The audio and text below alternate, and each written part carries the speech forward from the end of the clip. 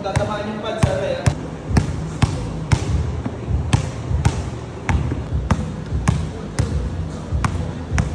Same pa rin siya, Ray. Pero ang main focus nito is ma-shift mo yung core mo papunta sa isang side para mas maging shifty ka. Panoorin mo yung pag-distribute ni Coach JV ng weight niya. Hindi niya talaga totally ito turn. Ayaw natin. Pakita mo, JV, yung ayaw natin. Okay, ayaw natin. Ang gusto natin, sinishift mo lang yung core mo. Coach JV, ano yung green? Pakita mo. Green.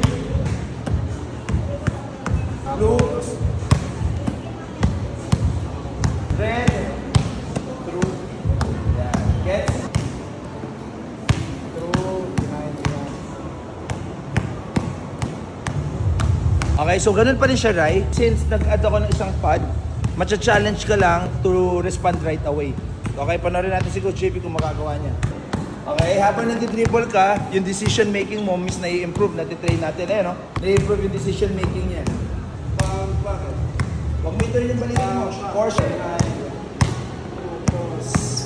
Mag-a-add ka lang ng additional hand exchange, pala ka kung anong gusto mo, pwedeng cross, pwedeng through, pwedeng behind. Ang goal lang, lumipat sa kabila yung bola. Kaya para mas lalo ka talaga mas maging shifty ka. Dilipat mo lang sa inyong bila. Or shift, right?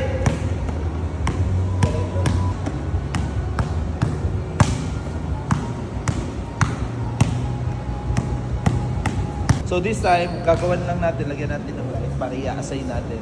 Para every time na mag-light up yung pad, magre-react ka. So basic lang siya, cross, through, and behind. Pero hindi mo alam kung kailan lalabas.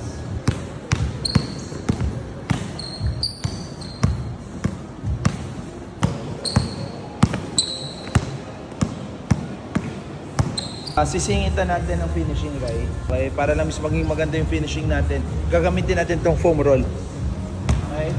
Ang gusto lang natin kasi masanay ka sa distraction. O gusto natin hindi ka comfortable na nag-finish kahit nasa training lang. So ngayon, ang gagawin natin, mag-ipo-progress natin. Instead na go straight ka, lalagyan mo ng hand exchange, lilipat mo sa kabila. Okay, so parang initiate natin yung traffic, yung contact, or kapag may nagka-proceso. Tingnan mo gagawin ni Coach JB. Tapos baksak siya ng drop. Babakot mo dito para yung shoulder, nasisigilid yung pagbaba. Then attack siya, pagdating siya, or may sumundot. Ayan, ayan. Bang, ball, first step, second step.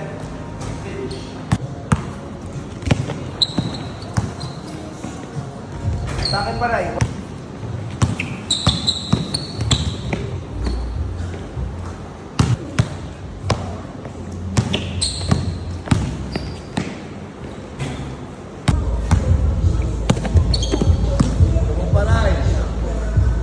Yung first set mo, okay, ang hinahanap lang natin, gusto ko ma-familiarize ka dun sa athletic jump mo papunta sa jump shot.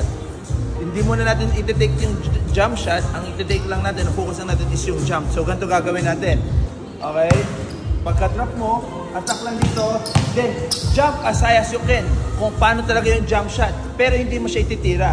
Back pedal, sa pangalawa, dun mo na iti-take yung jump shot. Mafe-feel mo yan, mafe-feel mo kung paano dapat pina-partner yung shot mo dun sa jump mo. Full speed, Coach JB. Let's see, let's see. 5 times ha. Pilang natin. 5 times. Pilang dyan. Bawas.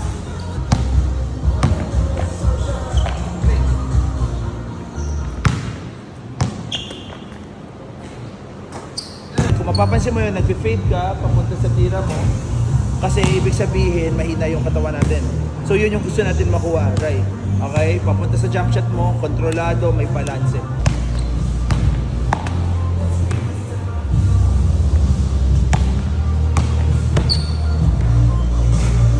Gusto natin ma-develop yung pag-finish mo.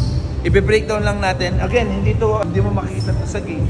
Kasi ang gusto namin matutunan ni Coach JB mo dito, yung technique ng paa, pati yung pag-move ng bola. Kaya una, ang footwork na gagamitin natin, ang tawag natin dito, skip to extended stop. Ito yung skip, extended stop. Skip, inside leg, outside leg, saka mo kukunin ito papunta sa tira. So, full speed, tingnan mo si Coach ha. Skip siya sa move.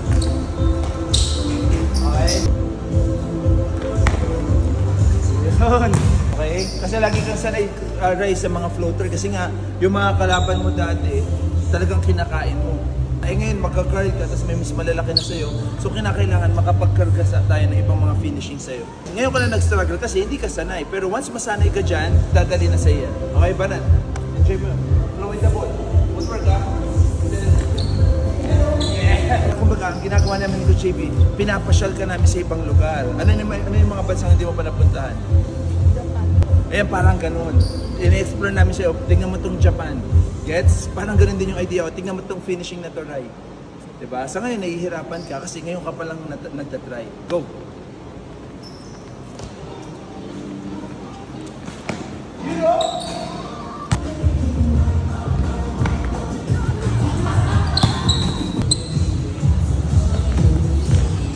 Yun! Partial speed stop. So, si speed stop, pinikap mo talaga yung bola. Yung word na partial, hindi mo siya ito total stop. Partial lang, ibig sabihin 50%. So, ang mangyayari, partial speed stop, hindi ko pinikap ng dalawang kamay kasi pupunta pa ako doon. Doon ako mag-stop, pero ang gamit ko, hand exchange stop. Partial speed stop, hand exchange stop. Panoorin mo kung paano gagawin ko. Drop, partial speed stop, hand exchange stop, foot replacement, into my shot.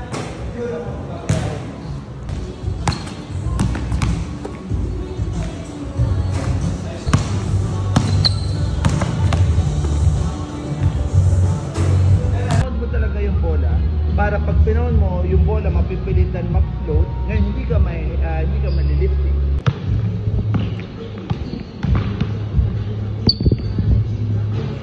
Ano yung lupa?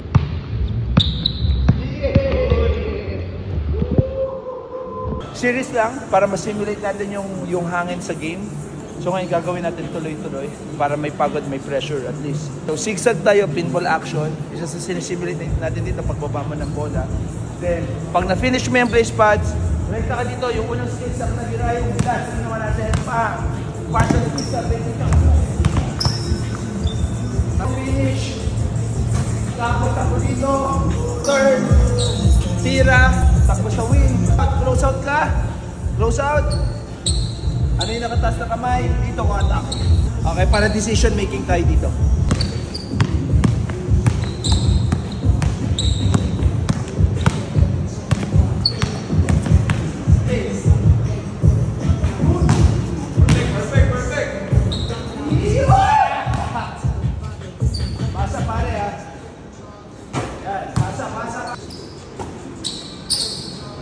Yeah, nice one. Para mapakita pa rin sa sarili mo na kahit last part of the game, kahit pagod ka na, kontrolado mo pa rin yung katawan mo.